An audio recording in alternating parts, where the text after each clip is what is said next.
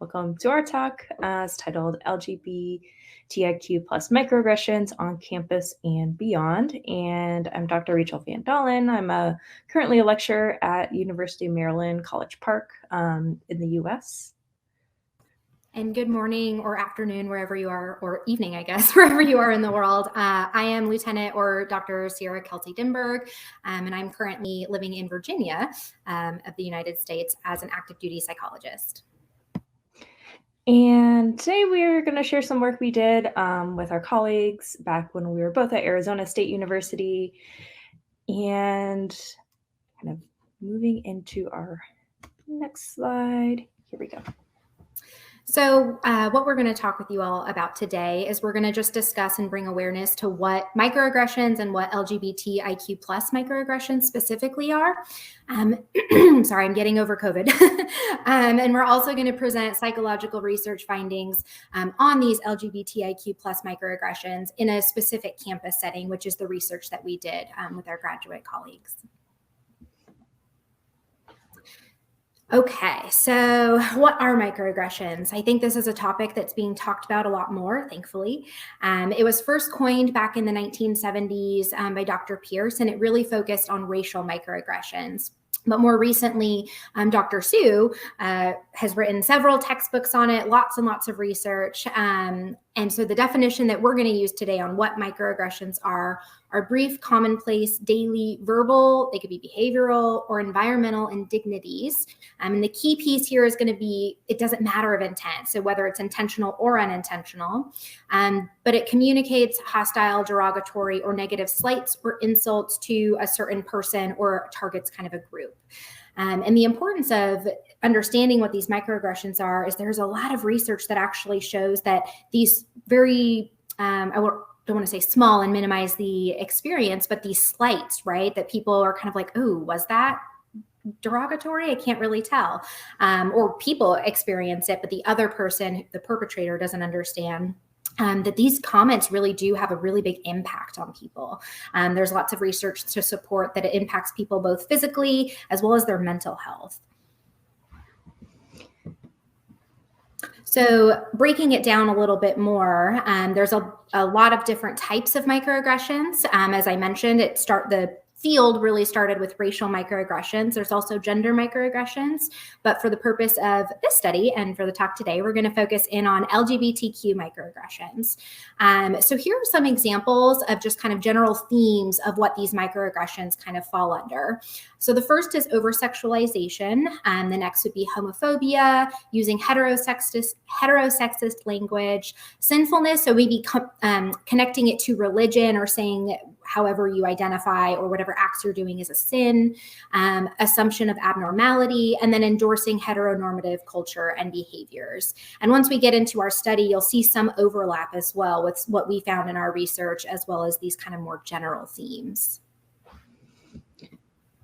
All right, and getting into the work we did with some of our colleagues over at Arizona State, we were really focusing on queer women's experiences at a Canadian university setting. So as Sierra kind of talked about already, there are a lot of microaggressions that LGBT people experience in general. And as we are well aware, LGBT people in general tend to experience discrimination in both social and educational settings, such as college or higher education, compared to cisgender heterosexual peers.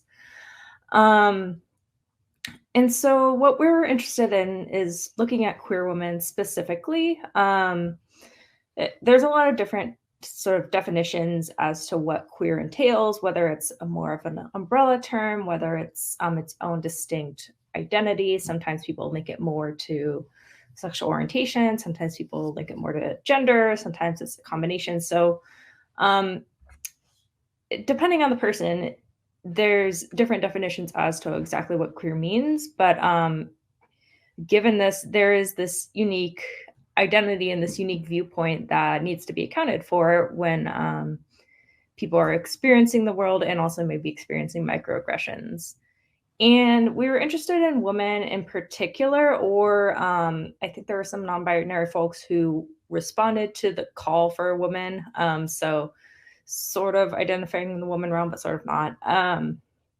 But we're interested in this because women in particular may face microaggressions that LGBT men may not experience as much. So this is really getting into the importance of intersectionality. So basically the idea that different power structures are acting on us all at once and in different ways. So basically women may experience kind of the intersection of sexism and cis-sexism and homophobia in a different way, or queer women may experience this in a different way than like gay men, for example, or other groups of people. So we're really interested in this specific experience because it's something that's really relevant to a lot of people.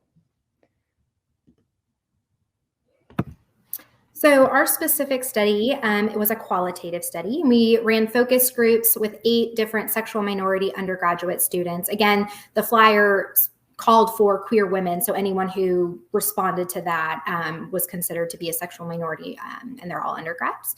And we discussed their lived experiences with subtle discrimination, just in an urban Canadian public research university. So we didn't specify the microaggressions. We kept it kind of broad with what types of discrimination have you encountered and things like that. And then our analysis was considered IPA, so interpretative and phenomenological analysis, where each author reviewed all of the focus groups, the data from it, right? And we each generated codes. And I think we went through, 6 to 8 different kind of iterations of it, and we'd come together after each time and have a lot of discussions about what we were seeing with the codes, how we would code it, maybe if we had any differences, how we could maybe tie them together. And we really just searched for themes throughout the data of what are these queer women really stating about their experiences, and how can we kind of piece them together to come up with those themes. Okay, so we did it iteratively as well as inductively. So the 4 main themes that we found in our research were, the first one was facing skepticism as a response to sexual orientation. So a lot of kind of questioning what their sexual orientation even was. The second would be living with surveillance as a response to gender presentation. Rachel will go more into detail with some examples with that here in a little bit. But really this idea of being cautious of how you present yourself and kind of having to be almost hyper alert and more aware in your environment. The third one is encountering heteronormative assumptions. So maybe people or professors in the campus setting or in an education setting making comments assuming everyone is heterosexual. And then the fourth is just experiencing vulnerability. So you can see there's some themes here that kind of map onto the original LGBTIQ plus LGBTIQ plus microaggressions that we had talked about. So Rachel will go more into detail with each of these themes and some of the examples that came out and really stood out from our study. Yeah, so the first one, again, facing skepticism as a response to sexual orientation. So basically this was other people, a lot of times peers, sometimes faculty or staff, either being unable or unwilling to reconcile the participants' gender expression with their sexual orientation. So people might be initially shocked that like our participants were queer women, or they might question them, say things like you don't look queer. So be surprised or just generally unbelieving.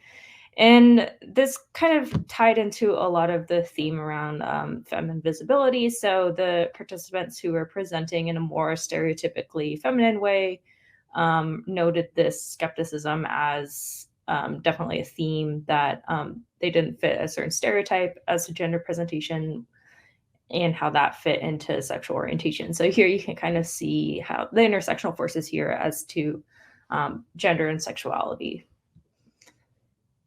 Then we had living with surveillance as a response to gender presentation specifically. So this tended to come up in various places around campus.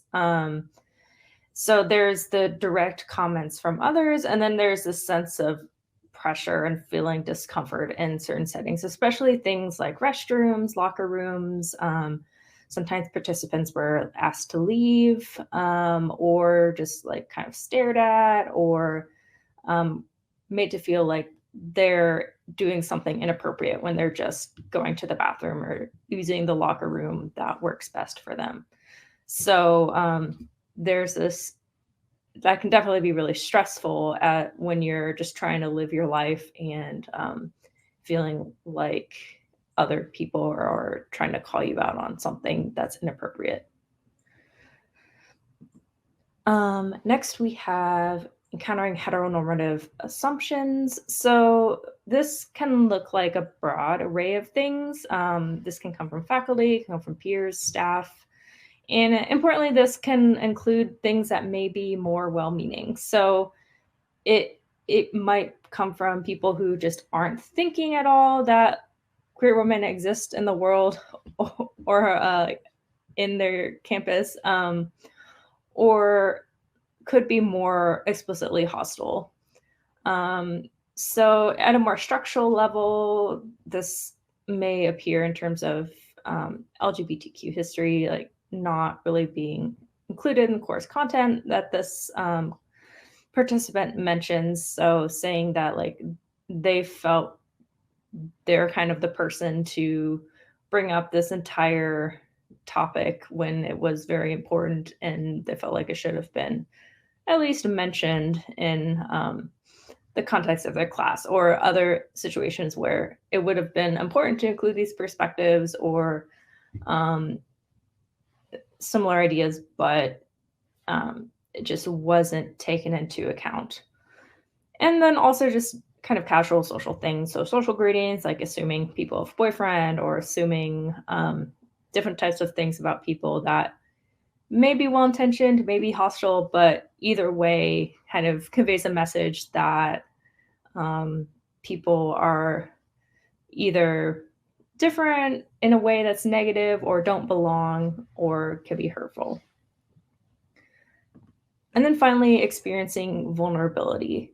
So this is feeling vulnerable to harm, whether this is physical harm or more psychological harm, due to how other people react in terms of their gender presentation or sexual orientation. And this, like all of them, could be from peers, staff, faculty, campus services. I know a lot of people mentioned health-related services as feeling very vulnerable in that regard, or having some people who, some staff members who were an exception to this, and that felt notable to participants as well. But basically, the participants reported feeling like they were more in trying to survive mode rather than thriving and kind of reaching some sort of higher self that we would hope people would get from college. This more aspirational type of education, figuring out who you are, figuring out what you want from life, rather than just trying to make sure the bare minimum is met. So a lot of times our participants felt very vulnerable. So some of the implications of this, we want you to be thinking about both in education settings as well as in different workplaces, right? Whether that is in an education or outside of, that it's really important to have a multicultural philosophy, right? So while this study really focused on LGBTIQ plus microaggressions, we had mentioned the importance of intersectionality previously, right? And so we looked at queer women, but also a queer Black woman's experiences with some of these might look very different than a queer white woman's experiences. And so just being very aware of how these different types of microaggressions may show, and kind of having a plan for how to handle those, right? Both if you're the recipient of some of those, or if you happen to hear or overhear some. And we really want to emphasize the idea of making invisible visible, right? So as we mentioned, intent doesn't really matter. Sometimes the people who say these comments or behaviorally, they're not aware, right? The intent, I'm sorry, my cat, hi. If you can hear her meowing. Oh, and here she is. The perks of, online presentation. So making invisible visible. So being able to say and feel comfortable and safe enough to say, hey, you just made this comment and that's a microaggression, right? Or kind of giving them something to think about with how they could maybe say something differently, right? So really making those invisible comments visible and making it people aware, okay? The next piece that's really important is acknowledging your own biases, whatever area that may be, because that's really where the awareness is gonna start, being aware of your own biases and how maybe you might make some of those comments, right? And so by being aware of your biases, it can help you reduce making some of those microaggressive comments, as well as just bringing acknowledgement to maybe if you do hear of another comment, right? Having an understanding of that just doesn't sit right with me, right? And feeling comfortable and safe enough to be able to say something within that. So yeah, those are some of the implications and different ways to kind of cope when you're dealing with that, is really emphasizing awareness. Safety is very crucial. Finding people that you maybe identify with and feel safe and comfortable to talk to about some of these comments, and just really emphasizing a multicultural work environment, particularly for education purposes. And that was kind of the main presentation we had here. We did write a paper about this. If you're interested in reading it, you can always get in contact with us or try to search for it. But yeah, let us know if you have any questions, comments.